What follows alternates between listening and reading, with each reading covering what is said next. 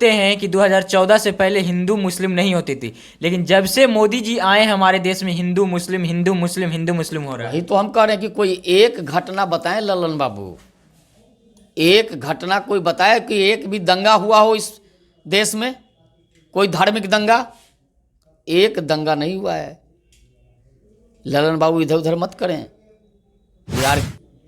आप लोग सवाल भी, जैसे बीपीएससी में सवाल आया उसमें इंडिया गठबंधन का फुल फॉर्म आया, उस पर भी आप लोग सवाल उठाते हैं कि इंडिया गठबंधन का फुल फॉर्म क्यों आया गया, इस पर भी आप लोग राजनीतिक में ले रहे हैं। अच्छा बताइए, बिहार में परीक्षा हो रही थी बीपीएससी की, इंडिया गठबंधन के बारे में पूछने का कौन मतलब है? करेंट अफेयर्स में आ सकता है। क्या करंट अफेयर क्या है? यही ना बताने की जरूरत है। तो ये तो बच्चों को यही लिखना था कि इंडिया गठबंधन मतलब सभी भ्रष्टों की जमात, जितने भी भ्रष्ट है। बिल्कुल, आप बताइए। बीजेपी में भ्रष्ट नहीं है। नीतीश जी कहते थे मरना पसंद करेंगे, लेकिन लालू जी के गोद में नहीं जाएंगे, लालू जी से समझौता नहीं करेंगे। लालू जी के पास चले गए, सत्ता के लिए, कुर्सी के लिए चले गए। महाभारत काल को याद करिए, भीष्म पितामह जब उस कौरवों की सेना में गए थे तो उनको भी सजा भुगतना पड़ा था। नीतीश कुमार गए हैं भ्रष्टों के साथ, उनको भी बिहार की जनता सजा देगी, सबक सिखाएगी।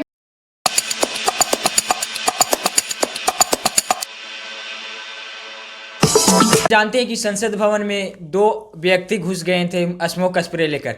उसी में ललन सिंह का बयान आया है कि अगर वही आदमी मुस्लिम रहते तो बीजेपी वाले ना जाने कितना ढोल पीटते, और निकला वो हिंदू, इसलिए बीजेपी चुप्पी मार रहे हैं। आइए, भाजपा के प्रवक्ता राकेश सिंह हैं, जुड़ चुके हैं, इसी तमाम मुद्दे पर हम बातचीत करते हैं। ललन सिंह बोले हैं कि अगर यही जो दो आदमी मुस्लिम रहते तो बीजेपी वाले ना जाने कितना ढोल पीटते। क्या कहते हैं? देखिए ललन बाबू विषय को डाइवर्ट करना चाहते हैं जी। ये सुरक्षा से संबंधित विषय है, इस पर राजनीति नहीं करनी चाहिए। और जहाँ तक सवाल है मुस्लिम हिंदू, अच्छा एक बात बताइए, जब से नरेंद्र मोदी की सरकार है, बीजेपी की सरकार है, देश में एक भी कोई दंगे हुए क्या? किसी मुसलमान को किस जबरन जेल में फंसाया गया क्या? कोई घटनाएं हुई तब तो जेल में डाला गया। इसको हिंदू और मुस्लिम के चश्मे से क्यों देखते हैं? गलत करने वाला कोई होगा, जो गलत करेगा उसको सजा होगी, उसको पनिशमेंट मिलेगा। ललन बाबू इसको जातीय चश्मे और धार्मिक चश्मे से ना देखें। बिहार में क्या स्थिति है? कोर्ट में हत्याएं हो रही है, सड़कों पर हत्याएं हो रही है, पुलिस वाले सुरक्षित नहीं है, पुलिस पर ट्रैक्टर चढ़ा दिया जाता है।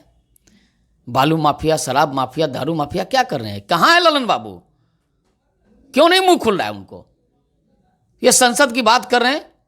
संसद की सुरक्षा चिंतनीय विषय है, केंद्र सरकार सजग है। एक घटना बताएं ललन सिंह जी, जब से नरेंद्र मोदी की सरकार बनी है कोई आतंकवादी घटना हुआ है क्या देश में? किसी मंदिर में, मस्जिद में कहीं विस्फोट हुआ है क्या? आप बताइए। इन्हीं 10 वर्षों के पहले ट्रेन में, बस में, मंदिर में, मस्जिद में कहाँ बम विस्फोट नहीं होता था? एक आतंकवादी घटना हुआ क्या? अगर वो घटना हुई है तो उसकी जांच सरकार कर रही है, संसद की घटना को। लेकिन कोई आतंकवादी घटना घटित हुआ, किसी आतंकवादी को हिम्मत करता है क्या कि भारत में घुस जाए, कोई आर्म्स लेकर घुस जाए? वो सीमा पर ही मार दिए जाते हैं। सेना का मनोबल बढ़ा है। हमारे सेना के जवान, पहले पाकिस्तान की सेना इतनी मनोबल बढ़ा दिया था, इतना मनोबल क्यों गिराने का काम किया था पिछली सरकारों ने, कि पाकिस्तान की सेना हमारी सेना के सर को काट के फुटबॉल खेलते थे। आज चाइना की सेना को गर्दन ममोड़ के घाटी में बिकने का काम भारत की सेना कर रही है। ये भारत का ताकत बढ़ा है। लेकिन वो लोग बोलते हैं कि 2014 से पहले हिंदू मुस्लिम नहीं होती थी, लेकिन जब से मोदी जी आए हमारे देश में हिंदू मुस्लिम हिंदू मुस्लिम हिंदू मुस्लिम हो रहा है। यही तो हम कह रहे हैं कि कोई एक घटना बताएं ललन बाबू, एक घटना कोई बताए कि एक भी दंगा हुआ हो इस देश में, कोई धार्मिक दंगा। एक दंगा नहीं हुआ है। ललन बाबू इधर उधर मत करें। बिहार की जनता जानना चाहती है, बिहार की जनता के साथ जिस प्रकार के व्यवहार नीतीश कुमार और तेजस्वी यादव कर रहे हैं, बिहार की जनता सबक सिखाएगी। जिन शब्दों का प्रयोग किया जा रहा है बिहार की सरकार के द्वारा, मुख्यमंत्री के द्वारा, डिप्टी सीएम के द्वारा, उनकी पार्टी के द्वारा जिस प्रकार के ट्वीट किए जा रहे हैं, ये बिहार की जनता इसको बर्दाश्त नहीं करने वाली है। बयान दे के संसद पर हुआ, हिंदू होते मुस्लिम होते, इस देश में काफ़ी संख्या में मुस्लिम है। अगर ऐसा होता तो सब जितने भी एक्टिविटीज है, जितने भी काम करने वाले, जितने भी आंदोलन करने वाले, सब जेल में होते। कभी ऐसा हुआ है क्या?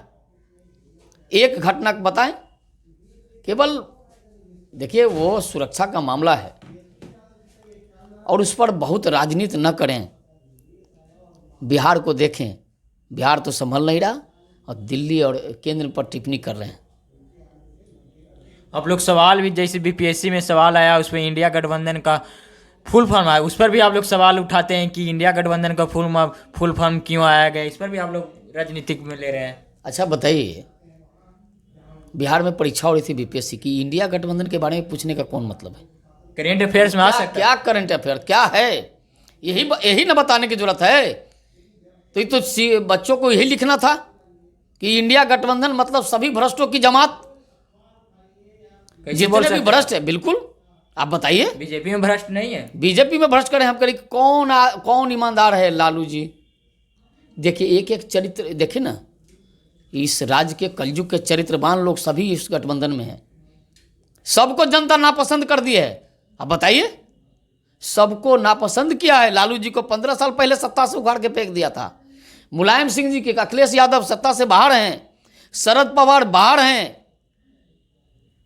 जितने भी लोग जुड़े हैं, कांग्रेस सत्ता से बाहर है। जितने लोग उस गठबंधन में जुड़े हैं, जरा उनका चरित्र, चाल चरित्र और चेहरे को देखिए। कौन नेतृत्व करता है? उस पर कोई जनता को भरोसा है क्या? 55 साल तक लड़ने वाली कांग्रेस, नीतीश जी भी जाके ये भ्रष्टों के गोद में जाके बैठ गए। नीतीश जी कहते थे मरना पसंद करेंगे, लेकिन लालू जी के गोद में नहीं जाएंगे, लालू जी से समझौता नहीं करेंगे। लालू जी के पास चले गए, सत्ता के लिए, कुर्सी के लिए चले गए। महाभारत काल को याद करिए, भीष्म पितामह जब उस कौरवों की सेना में गए थे तो उनको भी सजा भुगतना पड़ा था। नीतीश कुमार गए हैं भ्रष्टों के साथ, उनको भी बिहार की जनता सजा देगी, सबक सिखाएगी। ये लल्लन बाबू बताएं, ईमानदार हो गए क्या लालू जी? अब उनके पास चले गए तो उन लोग बोलते हैं कि बीजेपी वॉशिंग मशीन है। जब बीजेपी के खिलाफ जब बोलिएगा बीजेपी के खिलाफ, तो उसको जेल के सलाखों के अंदर डाल देते हैं, सीबीडी छापा मरवा देते हैं। अगर यही बीजेपी में मिल जाते हैं तो वॉशिंग पाउडर में धुल जाते हैं। उन लोग हमेशा आरोप लगाते रहते हैं। देखिए क्या है, उनके पास कौन सा मशीन लेकर रखे हैं? लालू जी के पास गए, एकदम ठीक हो गए। लालू जी ही ठीक हो जाएगा एकदम। लालू जी बहुत अच्छे आदमी हो गए। यही ललन बाबू हैं, आपको पता होनी चाहिए जी। यही ललन बाबू, शिवानंद तिवारी, सरजू गुड़ाई, यही तो 3 लोगों ने मिलकर इन पर FIR करवाया था। चारा घोटाले का केस उजागर करने वाले यही ललन सिंह जी हैं। आज ललन बाबू को ये बताना चाहिए कि ये लालू यादव ईमानदार कैसे हो गए? भ्रष्टाचार का दाग धुल गया क्या? ये 800 करोड़ का जो घोटाला था वो सब खत्म हो गया क्या? सरकार बनाने के लिए जिस सपने को लेके वो गए हैं वो पूरा होने वाला नहीं है। वो सपना पूरा नहीं होगा। और लालू यादव जिस भ्रष्टाचार के मामले में जेलों में रहे, बरसों तक जेल रहे, वो ललन बाबू को ईमानदार दिखने लगे। अजीत पवार भी थे जब भ्रष्टाचार किए थे, घोटाले किए थे, लेकिन अब बीजेपी में मिल गए तो उस पर कोई चर्चा नहीं हो रही है। देखिए, उसकी जांच भी हुई जी, उसकी जांच हुई है। जरा जो लोग ये बात कर रहे हैं उनसे जरा पूछिए, उसकी जांच हुई है। शरद पवार जी इनके पास आ गए, ईमानदार हो गए। लालू जी ईमानदार हो गए, अखिलेश यादव ईमानदार हो गए। ये सब ईमानदारों की फौज जमा कर रहे हैं ये लोग। ये सब लोग ईमानदार लोग हैं। ललन बाबू को ये सब कुछ बताना पड़ेगा। और हम तो एक बात बता दें कि जब सुरक्षा से संबंधित मामला हो तो उस पर बहुत ज़्यादा राजनीति नहीं करनी चाहिए। राजनीति करने के लिए बहुत सारे चीज़ हैं, लेकिन वो बहुत टेक्निकल मामला है, सुरक्षा का मामला है।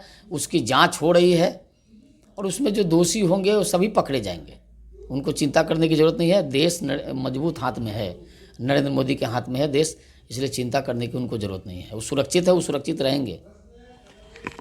चलिए, ललन सिंह के बयान से आप क्या सोचते हैं? आप अपना कमेंट में प्रतिक्रिया दे दीजिएगा। बहुत बहुत धन्यवाद।